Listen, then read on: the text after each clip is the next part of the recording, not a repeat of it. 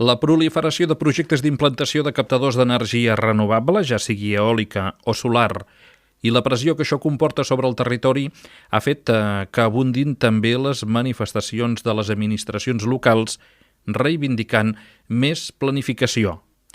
Aquest seria el punt de partida de la moció que ahir s'aprovava per unanimitat en la línia de demanar que es reguli la implantació d'energies renovables abans que s'autoritzi cap projecte, posant d'exemple el Parc Eòlic Tramuntana. Perquè la transició energètica sigui efectiva és imprescindible que es faci de forma ordenada i planificada.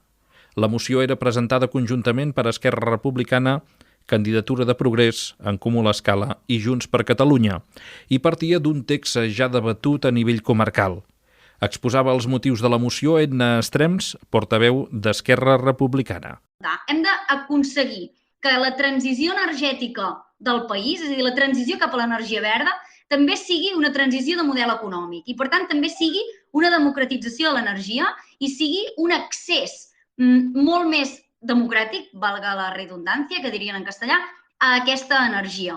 Hem d'aconseguir deslligar-nos dels monopolis energètics i, per tant, hem d'aprofitar per fer la doble transició en matèria d'energia. I ja no m'allargo més, el que ve a dir la moció és, sobretot que cal aquesta planificació i la demanda a les institucions de plans estratègics, d'un pla comarcal estratègic i també que la Generalitat assumeixi les seves responsabilitats en el que fa a l'estratègia d'implantació d'energia. Uns motius compartits per tots els grups. Des de Candidatura de Progrés es feia incís en la necessitat que la planificació no serà útil si no s'escolta el territori. Josep Bofill, primer tinent d'alcalde. Nosaltres hi estem totalment a favor i és que el futur va cap a aquest camí i d'alguna manera o altra volem que s'escolti el territori. Tenim en aquesta zona o en el Delta de l'Ebre o Barcelona o on sigui, cada zona té els seus trets característics, agricultura, pesca, paisatge, turisme, etc. I d'alguna manera o altra s'ha de definir, s'ha d'instar a les administracions competents d'organitzar el territori a que s'escolti a totes aquestes parts, així ho manifesta la moció. Per En Comú l'Escala, Albert Pons demanava que cada grup municipal faci pressió al seu partit a nivell territorial. Sinó que el que demanem és un canvi de model de gestió d'energia i una democratització d'ella. Llavors, tots, amb més o menys grau, tenim compromisos o estem vinculats a forces polítiques, al seu torn tenen responsabilitats als organismes o a les institucions a les que nosaltres apel·lem que ens escoltin més en el territori.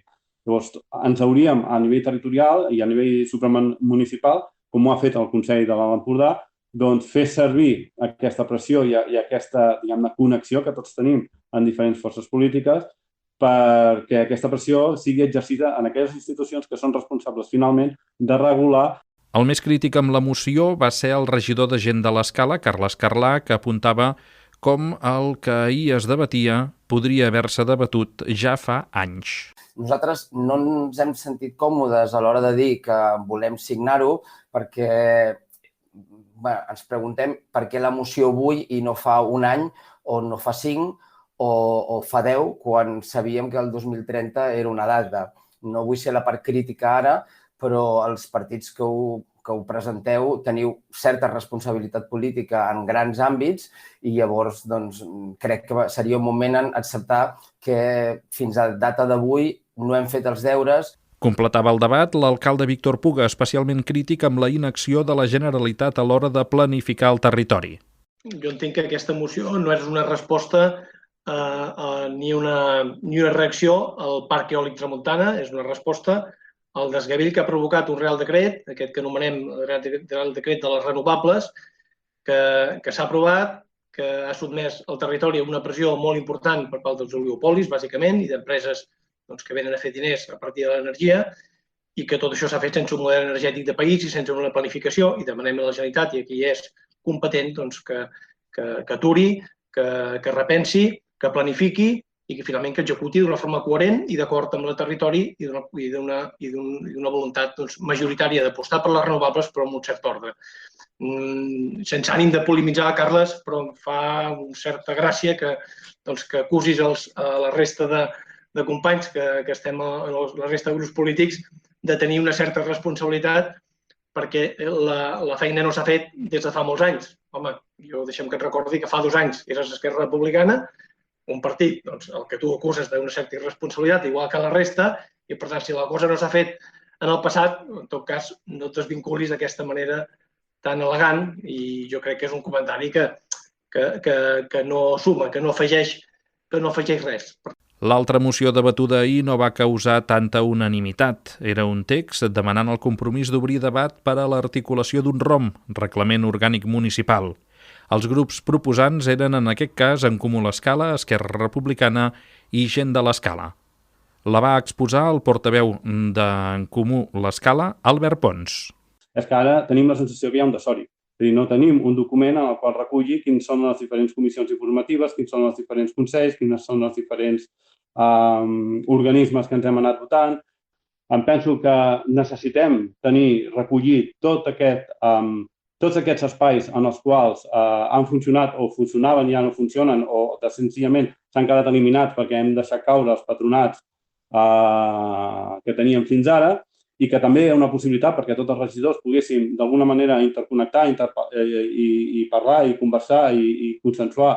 Jo em penso que si nosaltres ens vestim en una comissió que es constitueixi abans que s'acabi aquest 2021, ens posem ordre a tots aquests organismes desconcentrats que nosaltres tenim, amb reglaments, amb composició, amb ordre de trobada, etc., doncs facilitarem una comunicació per part de l'Ajuntament a la resta de la ciutadania de com funciona la presa de decisions i quins sectors intervenen, quines parts de l'Ajuntament intervé, quins són els tècnics que poden intervenir, quins són els representants polítics que poden intervenir, etc. Ara, la sensació que em penso que té la ciutadania de l'Escala és que hi ha una mica de desori. Des d'Esquerra Republicana destacaven la utilitat que tindria un ROM a l'hora de regular la participació ciutadana en els afers públics municipals. Enna Estrems. Creiem que és imprescindible que aconseguim que en ple segle XXI, en ple moment d'interconnectivitat màxima, la ciutadania pugui participar dels plens, fent preguntes, presentant mocions, com dic, evidentment, de forma reglada i de forma controlada. Promoure la participació ciutadana no s'acaba en fer els mecanismes de participació que diu la llei, com per exemple ara farem amb el POUM, que és evident que s'ha de fer, però que al final està reglat de forma legal, o fer uns pressupostos participatius cada 2 anys, una bona iniciativa, però que, evidentment, en la nostra manera de veure es queda curt. A Gent de l'Escala, el que va destacar més el seu regidor va ser la voluntat d'obrir debat i generar diàleg ampli entre tots els grups. Carles Carlà. Aquesta moció, al final, el que demostraria és que tenim ganes de sentar-nos per regular el nostre propi ROM. Però si ens la llegim, veurem que estem dient que l'hem de definir entre tots. Entre tots vol dir tots els partits polítics més la ciutadania. Vol dir que el que hem de fer és obrir un diàleg, assentar-nos i parlar. I probablement, al final, sortirà un ROM perfecte o potser decidim que no és necessari tindre un ROM tan específic i ja estem bé com estem. Per tant, jo personalment crec que és suficientment ampli, suficientment obert com perquè sigui molt difícil que això no es tiri endavant, perquè llavors ja voldria dir que hi ha la voluntat de no voler ni dialogar. Tot i que inicialment no havia participat en la redacció de la moció, finalment també Junts per Catalunya es va sumar a la proposta.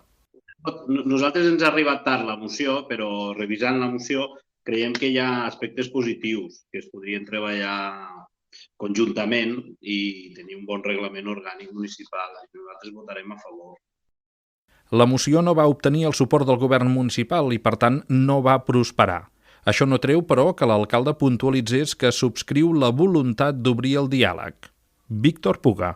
Si el que realment estem parlant, i dels comentaris que he sentit per part dels 3 portaveus, és de seure, de parlar i d'intentar millorar el que fa a l'ordre i a les possibilitats que, evidentment, hi són, d'establir un criteri de participació que vagi més enllà dels que habitualment utilitzem, doncs, òbviament, hi hem d'estar a favor. És que el govern, malgrat que no aprovarà aquesta moció perquè no pot estar d'acord amb tots els seus extrems, sí que es compromet avui, per tant, que consti a l'acte exactament això que direm, és que es compromet a crear aquesta comissió, a parlar-ne i intentar redactar un document que vagi en la línia de les manifestacions que hem sentit per part dels portaveus. Abans de les mocions, el ple havia aprovat l'adhesió al conveni subscrit entre Agència Estatal d'Administració Tributària i la Federació Espanyola de Municipis i Províncies en matèria d'intercanvi d'informació tributària i col·laboració